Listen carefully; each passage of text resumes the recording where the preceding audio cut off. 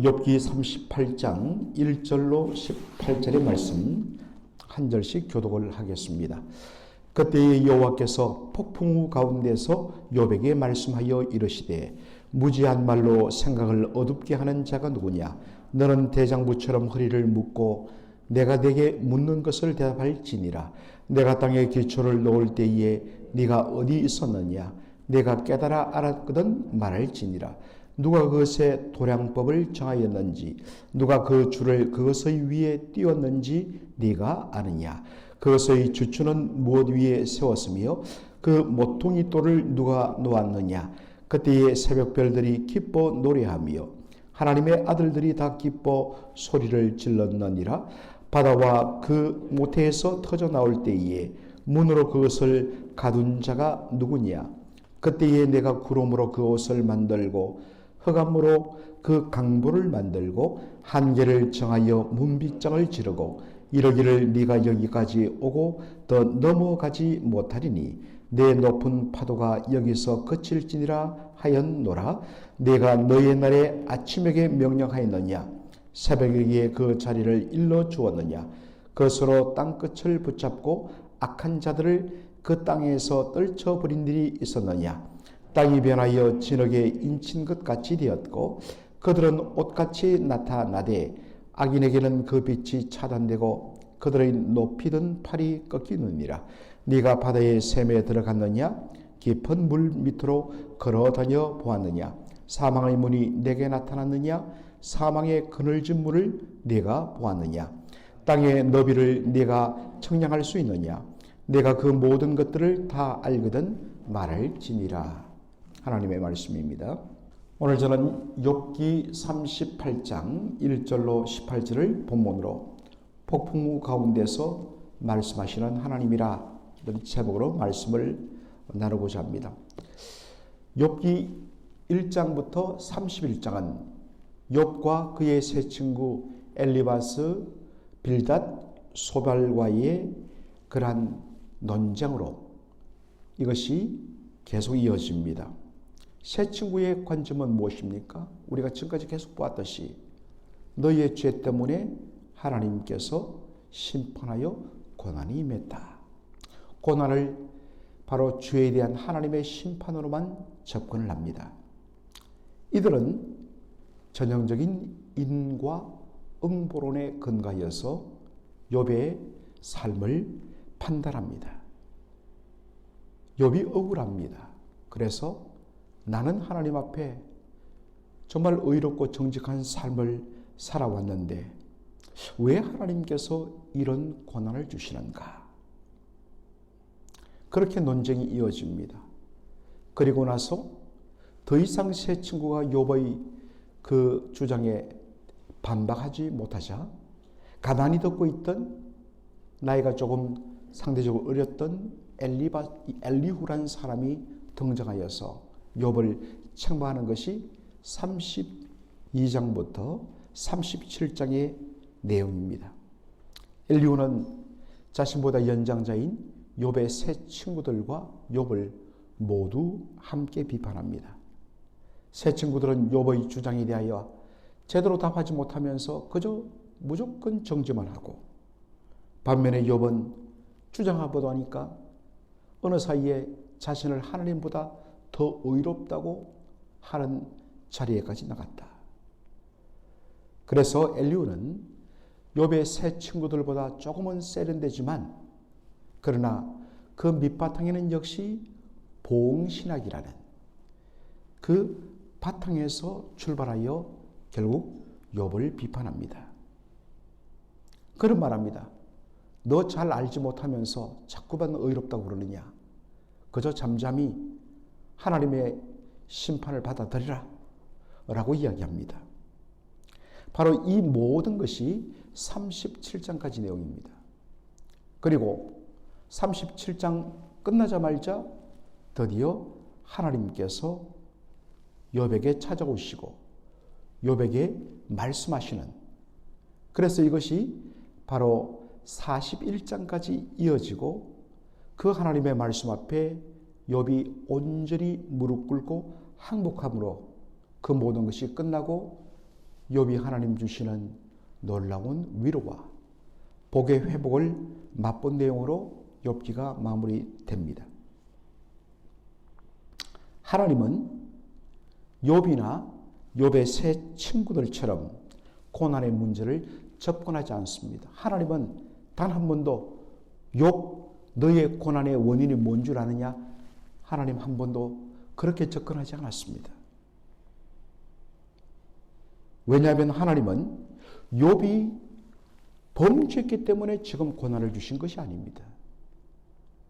하나님은 심지어 사탄 앞에서 욥의 순전함과 온전함을 자랑하며 세상에 이런 사람 찾아봐라 라고 할 정도로 하나님 욥의 의로운 삶을 인정해 주셨습니다. 그런데 여러분, 욥이나 욥의 세 친구라 다 관심이 뭐냐? 왜 고난받았느냐? 고난의 이유와 원인에 대하여서 그들은 문제를 접근해 갔습니다. 여러분, 요한복음 9장에 보면 지난번에도 한번 이야기했지만 날 때부터 맹인되어서 태어난 한 청년을 보자 예수님의 제자들이 어떻게 질문하죠? 선생님이요, 저 날 때부터 맹인된 자의 눈멈이 그의 죄 때문입니까? 아니면 그가 뱃속에 있을 때 그 부모의 죄 때문입니까? 원인으로 접근을 합니다. 그러자 예수님은 어떻게 접근하시죠? 그 사람의 죄도 그 사람의 부모의 죄도 아니요, 오직 하나님께서 그를 통하여 나타내실 일을 드러내기 위하여 어떠한 하나님이 그 사람을 향하신 뜻이 있는데 그 누구도 알 수 없다. 그러나 분명 하나님의 선한 뜻을 위하여 하나님께서 그렇게 허락하신 것이다 라고 예수님 접근하십니다. 성부, 성자, 성령 삼위 하나님의 접근이 바로 이렇습니다. 고난에 대한 관점은 이처럼 새롭게 접근해야 합니다. 물론 우리처럼 험 많고 허물 많은 인생들 같은 경우에는 어떠한 어려움이 생겼을 때에 일단 우리는 원인부터 찾게 되지요. 또 그것이 그런 경우가 많습니다. 하나님께서 어떠한 고난을 통하여 우리를 깨닫게 하시는, 그래서 시편 119편 71절 보니까 고난당한 것이 내게 유익이라. 내가 이로 말미암아 주의 율례를 배우게 되었습니다. 67절에는 고난당하기 전에 내가 그렇게 행하였더니 고난을 당함으로 말미암아 이제 주님의 말씀을 깨닫고 배우게 됩니다 라고 고백하죠. 그러나 어떠한 고난의 원인도 우리가 분석해야 되지만 보다 중요한 것은 이 고난을 통하여 하나님께서 무슨 뜻이 계신가?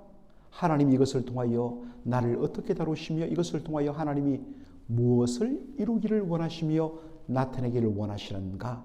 라는 것에 초점을 맞춰야 됩니다. 그런 가운데 말씀을 통하여 아하, 이 하나님이 고난을 주심이 바로 나의 이 죄의 문제를, 나의 이 연약함을 터치하여서 그것을 온전히 다루어 건강하고 복된 하나님의 사람으로 세우기 위하여, 그것을 통하여 하나님이 영광 받으시기 위하여서 허락하셨구나, 이렇게 접근해야 됩니다. 이게 누구 때문이야? 이렇게 접근해서는 안 된다는 것입니다. 초점을 이것을 통하여 드러내고자 하시는 하나님의 목적에 맞춰야 된다는 이야기입니다. 무슨 말씀인지 아시겠죠? 원인에 집중하지 말라. 목적에 집중하라. 아멘. 자, 그래서 욥기 38장부터 41장을 쭉 읽어보면 하나님의 말씀에 일관된 것, 한 번도 욥의 고난의 원인, 너 이거 그때 잘못했지, 그래서 내가 한번 너를 때린 거야 라고 한 말 한마디도 없습니다. 하나님의 한결같은 말씀은 고난의 이유와 원인을 찾는 데 집중하지 말라 이것입니다. 계속해서 38장부터 41장까지 내일 새벽에도 제가 종합적으로 토요일 새벽 기도회 때 말씀드리겠지만 하나님이 고난을 허락하시는 이유를 너는 능히 청명할 수 없다.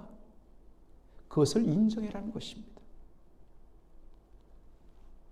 그러나 또 하나 인정할 것은 뭐냐? 그 속에 심지어 고통스러운 그 가운데도 하나님의 선하신 뜻이 있다는 것을 인정하라. 그리고 네가 해야 할 것은 그 하나님을 신뢰하고 그 하나님을 경외하라 라는 것입니다. 이것이 하나님의 말씀의 중심입니다. 이것만 가지면 거기에 다루시는 다양한 어떤 비유와 말씀들 그 일일이 다 몰라도 이 중심만 놓치지 않으면 우리가 38장부터 41장까지의 하나님의 의도를 우리가 확실히 알게 되는 것입니다. 자, 이렇게 전제하고서 1절에 하나님이 어떻게 나타나십니까? 폭풍우 가운데서 욥에게 말씀하시며 이러시되, 여러분, 하나님께서 폭풍우 가운데 임하셨다. 여러분, 폭풍우의 이미지는 무엇입니까? 정말 허리케인 한 번 불면 정말 집들이, 플로리다의 집들이 막 무너지고 정말 세상이 뒤집어 엎을 만한 어마어마한 그런 비바람이 몰아치고, 여러분, 그러한 이미지, 파괴하는 무서운 강력한 이미지를 떠올릴 것입니다. 그러나 구약 성경은 그런 의도가 아니라 하나님께서 이 땅에 임하실 때에 바로 폭풍우가 함께 동반됨으로 뭐냐? 하나님께서 지금 이 가운데 임재하신다는 것을 보여주는 하나의 상징으로서 하나님께서 이스라엘 백성들에게 말씀을 주시기 위하여 시내산에 임하실 때도 역시 폭풍우가 동반하는 것을 보여줍니다. 여러분, 하나님이 임하시면 무엇 때문입니까? 하나님의 백성을 만나시기 위하여입니다. 하나님의 백성을 위로하기 위함입니다. 하나님이 임하시면 하나님 백성 가운데 임하여 그들과 함께 하시며 그들을 다스리기 위하여서 임하신다는 것입니다. 그러므로 폭풍우 가운데 하나님께서 욥에게 임하시다는 것은 그 어마어마한 무서운 그러한 장면을 가지고 욥에게 겁박하고 두렵고 공포를 일으키기 위한 목적이 아니라 하나님께서 지금 나에게 찾아오시는구나 라는 것을 그렇게 보여주기 위함이란 것입니다. 하나님께서 욥에게 첫마디로 하신 말씀이 무엇입니까? 무지한 말로 생각을 어둡게 한 자가 누구냐? 예? 무지한 말로 생각을 어둡게 한 자가 누구냐?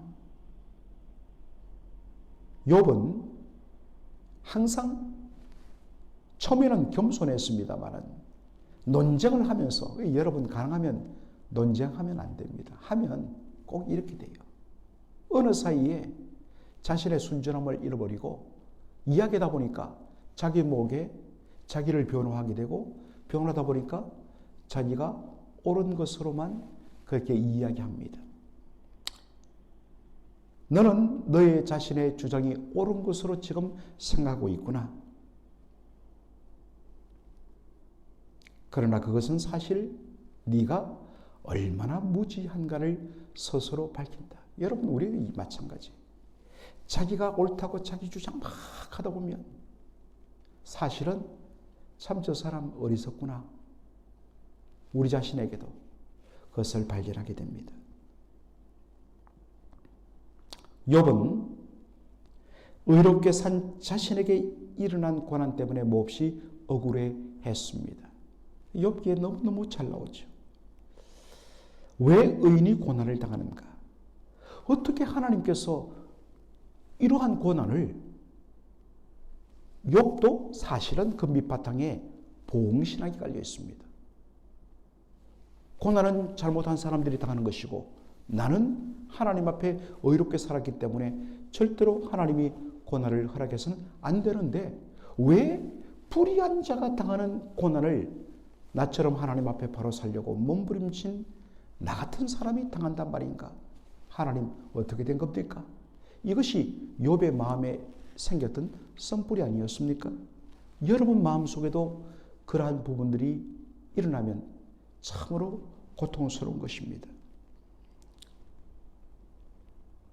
자신은 의롭게 살았기 때문에 당연히 하나님 앞에 복을 받고 인정을 받아야 된다.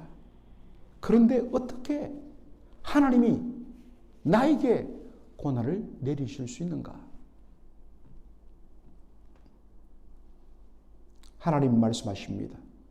나는 그런 차원으로 너에게 고난을 허락하고 고난을 통하여 너를 다루는 것이 아닌데 하나님은 죄 때문에 지금 욥을 고난 가운데 있도록 허용한 것이 아니란 말입니다. 그런데 욥은 왜 하나님 잘못 없는데 저에게 이런 고난을 주십니까?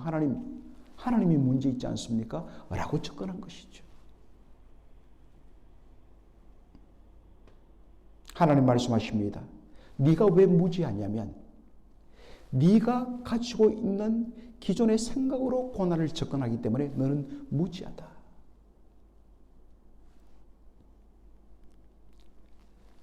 그러한 차원을 넘어선 때로는 이해할 수 없는 고난의 주어짐이 있다는 것을 너는 인정해야 하는데 모른다. 그러므로 너는 무지하다는 것입니다.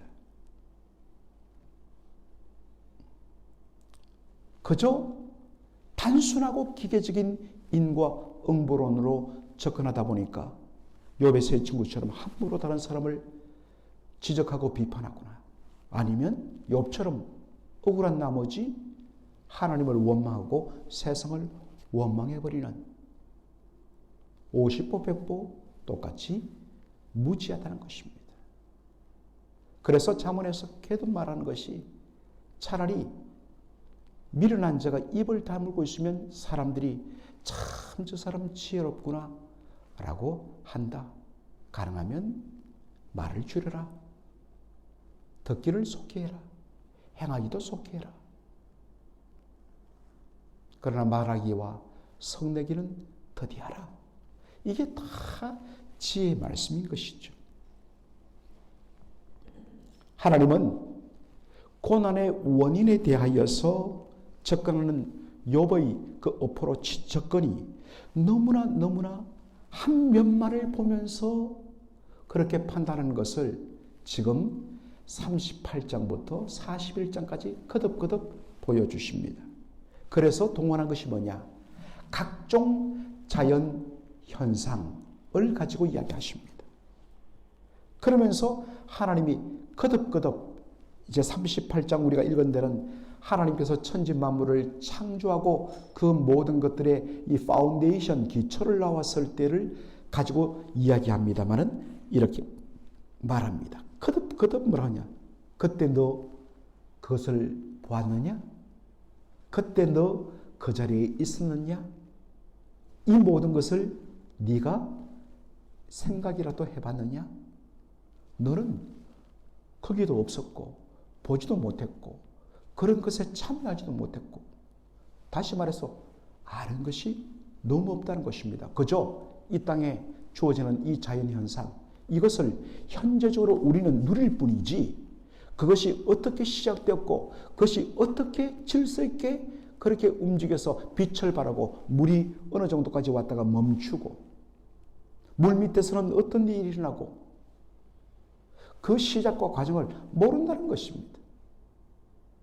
오늘날 과학이 발달해서 우리의 눈으로 보지 못한 많은 것들을 여러 가지 탁월한 기계장치를 통하여서 그렇게 어떤 면에서는 입증하지만 그럼에도 불구하고 여전히 뭡니까? 그 근본 원인은 모른다는 것입니다. 하나님께서는 너 이것도 몰라? 라고 창피를 주는 것이 아닙니다. 욥이 본 것은 이미 되어진 것만 봤지 그것이 어떻게 시작됐는지를 전혀 모릅니다. 이것을 가져온 것은 무엇입니까? 욥이 당하는 고난은 그 이유를 너는 다 알지 못한다. 그러니 단순한 논리로 아는 것처럼 생각하고 억울해하고 원통해하고 이 원인이 무엇인가에 대하여 집중하지 말라. 하나님께서 이것을 왜 허락하여 주시는지 그리고 이것을 통하여 하나님께서 드러내시려는 뜻이 무엇인지 그리고 이것을 통하여 하나님께서 받으시는 영광이 무엇이며 이것을 통하여 하나님의 백성에게 주어지는 복이 무엇인지 거기에 집중하라 라는 말씀입니다. 여러분 다시 한 번 더 여러분도 마찬가지입니다. 원인에 집중하지 마십시오. 원인 따지고 파고들면요 여러분 해결이 날 것 같지만 오히려 그것 때문에 더 분란이 일어나고 그것 때문에 더욱더 나눔은 커집니다. 원인을 무조건 덮을 필요는 없습니다. 그러나 오히려 우리는 이것을 통하여 하나님께서 이루고자 하시는 나타내고자 하시는 그 뜻에 주목하며 하나님이여 이것을 통하여 제가 무엇을 배우기를 원합니까? 이것을 통하여 어떻게 하나님께 영광을 돌리기를 원하십니까? 주여 말씀하여 주옵소서. 주의 종이 듣겠나이다. 이것이 진짜 저는 잘 모릅니다. 저는 무지한 자입니다. 말씀하여 주옵소서. 이것이 진정 지임을 확인하는 저와 여러분 되기를 주의 이름으로 축원합니다. 아멘. 살아계신 우리 아버지 하나님, 오늘 욥기 38장 전반부를 살피면서 드디어 폭풍우 가운데 나타나셔서 욥에게 말씀하시는 하나님을 저희들이 보게 되었습니다. 욥이나 욥의 세 친구나 엘리후나 마찬가지로 모두 다 그들의 관심은 욥이 당한 고난의 원인이 무엇인가에 대하여서 집중하다 보니까 그것을 통하여 드러내고자 하시는 하나님의 뜻과 선한 목적은 상실해버리므로 문제 해결이 아니라 도리어 문제를 더 키우고 더 절망 속으로 빠뜨리고 더 큰 분노 속으로 끌어들이는 그러한 부분에 대하여 하나님 지적하시면서 참으로 다 알지 못한 채 함부로 말하는 무지한 너 욥이여 라고 책망하는 것을 보게 됩니다. 하나님, 욥처럼 책망받아야 할 것이 바로 우리 자신이 아닌지요. 아버지 하나님이여, 다시 한 번 더 우리의 모든 고난에 대하여 원인이 아닌 목적에 집중하는 저희들 되게 하여 주시옵소서. 예수님의 이름으로 기도하옵나이다. 아멘.